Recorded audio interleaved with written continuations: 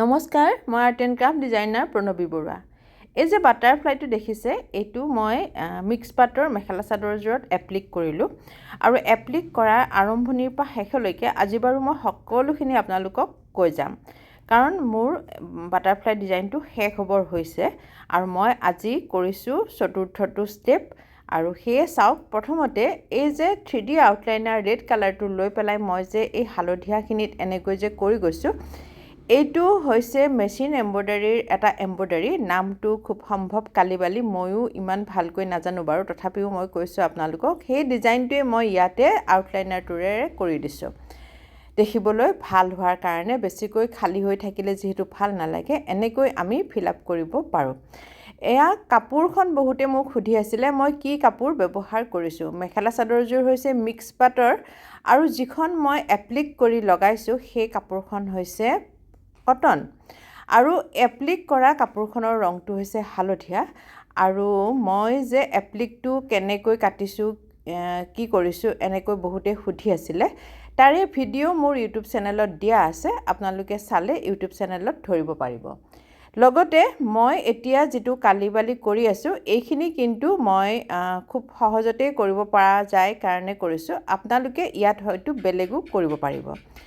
আৰু এই কৰা হোৱাৰ পিছত মই আৰু এটা মোৰ ষ্টেপ থাকিব, সেইটো হৈছে ষ্ট'ন লগোৱা, আৰু সেইটো মই আপোনালোকক কৰি দেখুৱাম। আজি যিহেতু ভিডিঅ'টো বহুত দীঘল হৈ যায়, সেইকাৰণে মই ষ্ট'ন লগোৱা ভিডিঅ'টো আপোনালোকক দিয়া নাই। আৰু এইখিনি হৈ যোৱাৰ পিছত, কালিবালি কামখিনি হৈ যোৱাৰ পিছত, মাজৰখিনিত 3D আউটলাইনাৰেও এনেকৈ দিব পাৰি, আৰু কালাৰেৰে 0 নম্বৰ ব্ৰাছ লৈও কৰিব পৰা যায়। আপোনালোকে যিটো ভাল পায় সেইটোৱে কৰিব। আৰু শেষত নহয়, ইয়াৰ পিছত আৰু এটা ষ্টেপ আছে মই ক'লোৱেই, কিন্তু আজি মই শেষত কৰিছোঁ 3D আউটলাইনাৰ পাৰ্ল মেটেলিক গ'ল্ডটো লৈ পেলাই গোটেইটোতে আউটলাইনিংটো কৰি দিছোঁ। এয়া চাওকচোন, আউটলাইনিংটো কৰি দিওঁতে মই কিন্তু 2খন কাপোৰ টাচ কৰি গৈছোঁ, মানে য়েল্ল'খন যিটো এপ্লিকৰ আৰু যিটো মেখেলা চাদৰৰ কাপোৰ, সেইটো মই টাচ কৰি পেলাই আউটলাইনিংটো মাজতে দি গৈছোঁ, যাতে পিছলৈকে যিমান ধুলেও সূতা ওলাই নাযায় আৰু দেখিবলৈও বহুত ধুনীয়া হয়। আপোনালোকক মই দেখুৱাই দিছোঁ কেনেকুৱা লগা হয়। আৰু এনেকৈ মই এপ্লিক কৰোঁ। এপ্লিকত মই কালাৰটো ব্যৱহাৰ কৰিছোঁ ফেব্ৰিক কালাৰ, আৰু মই যিটো ব্যৱহাৰ কৰিছোঁ আউটলাইনাৰ, সেইটো 3D আউটলাইনাৰ ক'লোঁ। আৰু যিটো মই গ্লু ব্যৱহাৰ কৰিছোঁ এপ্লিকটো বহোৱাৰ কাৰণে, সেইটো হৈছে ফেব্ৰিক গ্লু। আৰু কাপোৰখন মেখেলা চাদৰৰ গোটেই ছেটটোৱে মই যিহেতু কৰিলোঁ, কাপোৰ মোক লাগিছে 1 মিটাৰ।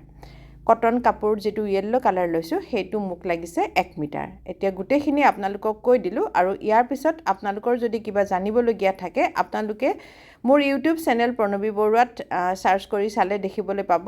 তাত মই একদম শ্ল' ভিডিঅ' ষ্টেপ বাই ষ্টেপ দি থোৱাই আছে।